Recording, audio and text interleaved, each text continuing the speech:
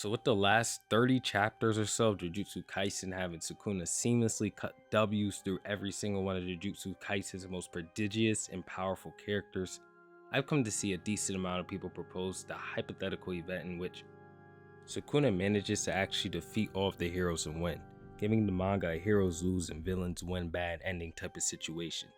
And when I say my thoughts on this are purely subjective, they are. However one thinks the series should end is completely up to them, as long as it's within reason. So don't take my opinion as the holy gospel. However, Sukuna winning would be the most unsatisfying thing I've ever read in any medium, and this video will be me explaining why. I'll go over a couple of reasons, like over the narrative and why I believe it's just a bad ending at best. Meanwhile, sprinkling some of my personal biased opinions on the characters and the story throughout this video. With that being said, if you enjoy content such as this, don't forget to leave a like and subscribe. It lets me know that you guys want more of it. And now, let's get into it. Starting off the video, we'll go over the overarching theme of Jujutsu Kaisen. As we know, in the first chapter of the series, we're introduced to Yuji, our protagonist. We see that he obtains a curse from his grandfather that forces him to always help people without expecting gratitude. And once Yuji accepts his grandfather's death completely, he makes it his goal to give everybody he knows the same death as his grandfather, a peaceful one that he deems to be natural. Yuji only moves forward for the sake of others, and his selflessness is very much highlighted. Although, the epitome of selfishness comes right after, in the form of Sukuna. Selflessness and the effects it has on others still came first in Jujutsu Kaisen. Even in the original one-shot that has Yuta as the lead, makes a huge point that the only thing that allowed Yuta to grow as a sorcerer and push himself to crush Geto was his desire to protect those that he loves and cherished. I do think that is no coincidence in what really Jujutsu Kaisen is supposed to be about, the importance of selflessness and the other people in your life. I will say that it's reasonable to forget this since honestly, the exact opposite message, the message of selfishness, is being displayed through Sukuna, and with said selfishness, he's been dominating the entire narrative, crushing everybody and everything before him. Really, everything has been going according to his plan, and I'm sure that's the point. Sukuna's selfishness clearly dominates the narrative currently, and I believe that the story rewards him as such because he is so wise that he understands his actions and the consequences of them, yet chooses to remain in his solitude that those who share the title of the strongest, such as Kashimo and Gojo, completely dread. However, should the story allow him to win due to this? I think not. As Todo makes very clear to not only Yuji, but to the audience before he chooses to fight Mahito alongside Yuji, all of our allies, together we are Jujutsu sorcerers. As long as we live, our friends who passed away will not truly have been defeated. It's not about sins or punishment. The moment we become sorcerers, our lives cannot be limited to such misfortunes. Looking for meaning or logic in death can at times defile the memories of those we've lost. Even so, what have you been entrusted with? You don't need to answer right now, however, until you find your answer, never stop moving. I know Todo says this quote is exclusive to Jujutsu sorcerers as a punishment. I do believe that it can be applied to anybody to a lesser extent, since we are out here fighting curses and stuff. What I mean by this is, everybody you create a bond with is a part of you one way or another, and to give up on yourself because of misfortunes can not only hurt yourself, but others as well. You're more than yourself if you get what I'm saying. You're very important to your friends and peers, and not only that, but there are people who have come before you, such as your parents, who have created a legacy for you to carry, and there will be those after you to carry the legacy that you leave them. As hard as things were for Yuji in that moment, as much as of a failure he felt there and then, it took these hard words from a caring brother of his to give him the will to continue and take these challenges head on. I do think he took it in a bit of a wrong way with the cog talk, but it got him to move, and that's what he needed the most in that very moment. Yuji recognizes what he's been entrusted with was a curse from Nanami, stating that he's got it from here, and as we know, this curse has been fundamental in allowing Yuji to continue moving forward in the face of unbeatable odds against Mahito, Yuta, and now Sukuna. It's forced him to steel his resolve and do what he must for the sake of everyone. Very fitting for Nanami, as he more than likely sees Yuji as quite similar to his first person, Haibara, who he lost in a mission a very long time ago. To give Yuji this curse that forces him to continue living no matter what, may be a success in contrast to the failure that's haunted him his entire life, the loss of Haibara. Nanami being in contention with Yuki for being the most selfless character in the series gives Yuji one last blessing to protect himself. As he even says himself in Gojo's death chapter, I'm such a backwards looking person, and yet, I bet it all on the future in my final moments. Nanami's not the only one to essentially live for the future, because Yuki did as well. I've made a video on why Yuki wasn't as wasted of a character as most thought she was, and why, at least in terms of philosophy and goals, she hasn't been defeated by Kenjaku yet, as her win condition in this battle of ideals literally cannot have herself as the victor. She's a character who embodies sacrifice to a point where her ideal world was one where she and every other sorcerer gave up all their cursed energy and powers for the sake of eliminating the existence of cursed spirits, referring to the peaceful world that comes from this as the next step for humanity as a whole. When Yuki speaks about humanity, it's always about the collective, and she's introduced to the story speaking about sacrifice and leaves the story sacrificing herself, protecting Choso and giving him the will to live beyond just sacrificing himself to defeat Kenjaku. She reminds him that there are other people, for example Yuji, who need his support.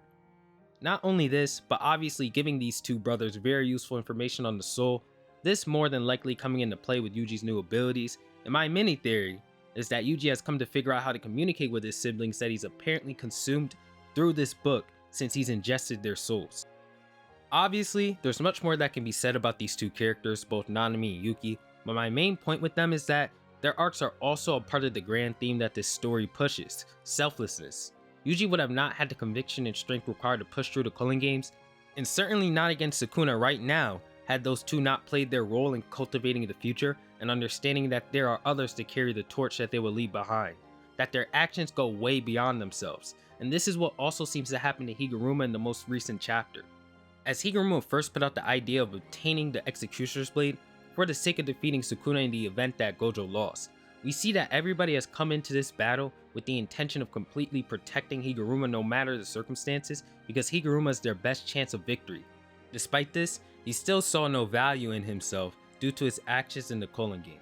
When Sukuna deals a lethal blow to him later on in the fight, we see a flashback of Kusakabe explaining that curses could potentially become stronger post-mortem, with Higuruma affirming that it correlates alongside their understanding of curses. He then thinks of his role, and tells Yuji that he's done all that he can, not bestowing Yuji only a curse, but also the Executioner's Blade to deal the final blow to Sukuna. As of chapter 246, I doubt this will kill Sukuna, but this is more so to serve as another example of another character giving all they can for their greater cause, most likely giving Yuji another power-up in this instance.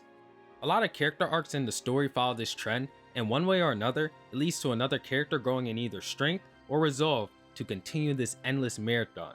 As I wrap up this point, I want to quickly examine Satoru Gojo, the man who had it all, yet could save nobody. Not to drag on Gojo too much, but I think he serves as an example of why doing it all on your own and being the absolute best in everything wouldn't go as well in life as you think it would. A lot of people like Gojo because he's, again, the guy who can do it all with absolute ease and with the help of none other, but all this resulted in is in his absolute misery and loneliness that none other could understand. Gojo held the title of the strongest, most capable human to exist within the modern era, yet could never save anybody he truly cherished. He lost Riko due to his absolute confidence that he'd defeat Toji alone with no problem. He lost Geto due to becoming way too strong for the need of any comrade on any mission, essentially leaving his best friend to bathe in his isolation and dread. Nanami, Nobara, and others due to being sealed during the Shibuya incident, and lost his grand stage battle against Sukuna, due to only operating at his best when he is alone. As he alone was the honored one, nobody had ever reached his heights of power. None has ever been in the position that he's been as the single most competent sorcerer in the world. I don't think a lot of people truly understand what it means to stick out so much above the rest. You're bound to feel a sense of loneliness, and as if a lot of the things that make sense to you just wouldn't make sense to others because you just live a completely different life with none other to guide you or help you since you're in this position alone. It's an isolation that he can never do anything about, and it's in a way inhumane. I'll say I believe this is why Sukuna can hold such a burden and not really care much about it. I believe Sukuna's acceptance of this and potentially Tengen's acceptance of her isolating role could play a role into their transcension as life forms, as they're clearly just not humans at this point. I believe this is why Gojo was always meant to fail in terms of saving the day from Sukuna, and probably why Gege dislikes him as a character. This isn't a story where the hero's the super gifted ace with the ability to do everything on his own like so many others. Gojo's success would only reaffirm Sukuna's philosophy about being selfish and doing everything yourself if anything. And to get into my own personal reasons and bias here, I think this is why so many people are upset with Gojo's loss against Sukuna, because they want their self-insert to triumph over the main villain, when that would just be a smack in the face to every sacrifice before that in the series. The characters that should put an end to the cycle of curses are the sorcerers who have been entrusted with the wills before them, not the super perfect person that everybody wants to be. Gojo fills up the main character syndrome we see with a lot of people in the real world nowadays, and I think it was great to see him go out so brutally and unceremoniously, a well-crafted contrast to how highly regarded and divine his power seemed to be, and a great expression from the author himself as to what he thinks of this mentality, just a victim to a more complete monster who's further along the same path as you are. Gojo is still not a complete failure though, as we've seen him succeed with flying colors in one aspect of his life. This success was in recruiting the next generation of sorcerers for the sake of the future of sorcery, which falls in line with the themes of selflessness. He clearly came to realize and understand that he cannot change Jujutsu society, let alone the world, for the better himself, and left the world completely satisfied with what he's done despite the solitude that's plagued him his entire life. Gojo does serve to display the problems with the Solo Man Act, but he also exists to display the potential solutions with his actions as the protagonist's teacher. It's always stuck out to me that he shoved Yuji onto Nanami as soon as possible, displaying that he even needs to rely on others from his own generation to prepare the next one. It's also very important to look at Gojo's face when he's told in the final scene that everybody thought he lived for his own sake. He looks at them with the utmost confusion, a strong reminder of how he's always been quite misunderstood due to his position. When it comes to Gojo, I believe that his failure was to cement that this selfishness to reach the heights of both his and Sukuna's power is not the answer to overcoming it, only to potentially rival it. And through all of the sacrifices in the story being contributed to Yuji's growth, Sukuna will eventually be surpassed by him one way or another. I think it's very important to really take in that Gojo's only true success lies within his actions that are directed towards the future. I mean, even if we quickly look at what Kenjaku's doing, although it's in a twisted way of what I believe the theme is, he's still partaking in the art of sacrifice to create something that could even surpass Sukuna through the Culling Game merger. I do think that this is why Kenjaku and his merger will still be the final villains despite recent events, because it's a twisted perversion of the themes of selflessness, whereas Sukuna exists to oppose it. All in all, I say that I don't believe that Sukuna should win, because it go against the theme of Jujutsu Kaisen, which is sacrifice and selflessness. Jujutsu Kaisen has endlessly educated its readers about what it means to live for others, transcendent purpose, and that the world is bigger than just you and your own satisfaction, and Sukuna's victory will promote the exact opposite: selfishness, inhumanity, and main character syndrome. And trust me, I think we can all agree when I say that we don't need any more of that. This isn't a video to say I dislike Sukuna or anything of that nature. I like his character and the role that he plays as a villain. He shows us everything we should strive not to be as human beings, but he's a villain, not a hero, and his message should not be praised. With that being said, if you enjoyed the video, thank you so much for watching all the way through. Always appreciate your support, and I will catch you all in the next one. Peace out.